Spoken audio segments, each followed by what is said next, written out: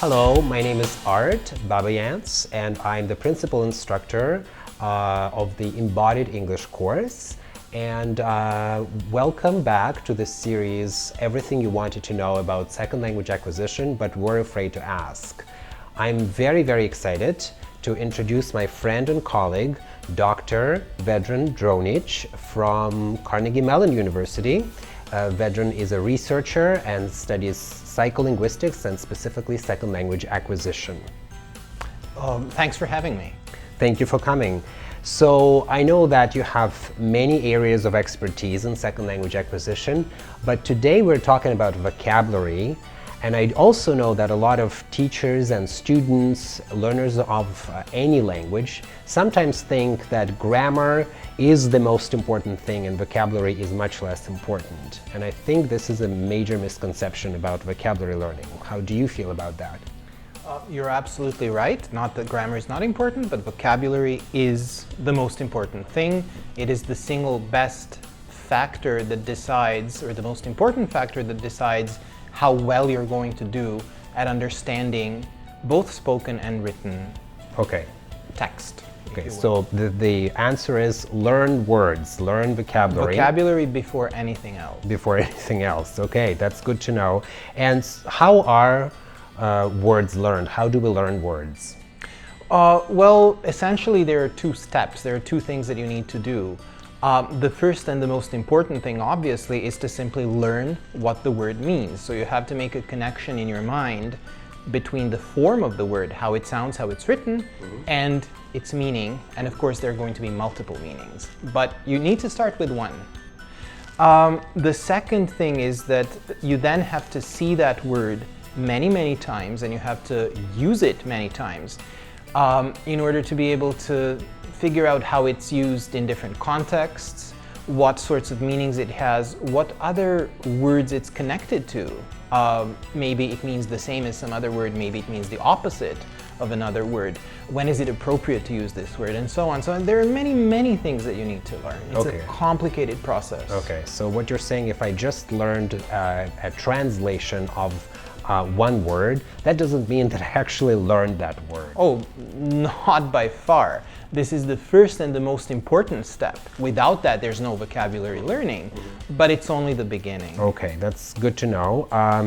So now we're arriving at a question, how many words do I need to learn? So maybe you could tell us more about how many words would a native speaker of English know? As you can imagine, this will vary widely based on their education and their social background. Right, of course. But let's say that the average university graduate in North America will know something around 20 to 22,000 word families, not words. What's a word family? A word family is a way that us vocabulary researchers count words and vocabulary sizes. It's a group of related words. So as an example, teach, teacher, teaching, teachability, teachable are one word family. And knowing one of these words will help you understand the rest of them. Okay, I see. Okay. So you need to know, did you say 20? If you're a native speaker, you will on average know 20,000 words, but this varies widely. So, a university professor in the humanities, for example, will have a much larger vocabulary than that. Okay. What about a non-native speaker? Having said this, yes, exactly. Well, it depends. You have to ask yourself, what do you need the language for?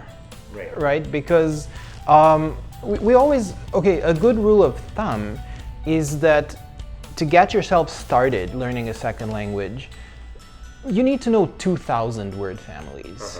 And 2,000 word families will give you about 86% coverage in any text. Okay, that's so you look at a text, you understand 86%. That is the good news. Okay. Because if you know these 2,000 words, great. The bad news is that if you learn the next 1,000, it only gives you 4 extra percent. And then it diminishes progressively. So there is a huge gap between knowing the 86% and being a native speaker or native-like speaker. But you need to start somewhere, and a good place to start is to know the 2,000 most frequent words. Another number that learners and teachers should be aware of is probably 4,000 word families. This brings you to an ability to understand most conversations to understand television and to understand a film, a movie. It also gives you about 95% coverage in a typical English text. Okay, so let's say a newspaper or an average book that is not technical. Okay. Now, what does 95% mean when you're reading? It means that on an average page, you're still going to find maybe 20 to 30 words that you don't understand at all. 20 to 30 20 words? to 30 words. That's quite a lot. So with 4,000 word families, you're still going to be using your dictionary quite a bit, but at least it's not going to drive you completely crazy. Okay, then my question is, what is the magic number when you can actually read a text or watch a movie?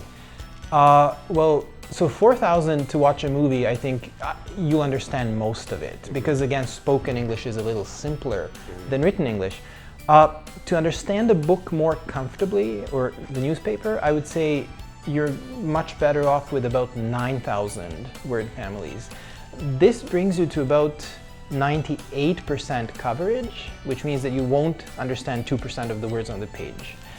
What this means is that you will now be able to guess most of the words that you don't know. Right? You will just guess them from context. So if you know 9,000, that's really good. This is probably the minimum number that you need to be able to really function in a literate environment in English. I think these are extremely important numbers for students to know. Yeah. But I think what is also important to know is where exactly students or teachers could find all those words, the 2,000 of the most frequent words, and then the 4 and the 9. Yes. And there is another thing that we should probably mention. This is the university or the academic word list, and it's an additional list of words that is particularly important for functioning in an academic setting. You can find that too. So all these are very accessible. You just need to go online, and there's actually a very convenient website called the Lex Tutor, run by Tom Cobb from Montreal. And this is an excellent resource for both learners and teachers. You can go there and find a lot of very useful tools that are very easy to use. Yeah, thank you. We will post all the links below this video, and as usual, you'll find more links there.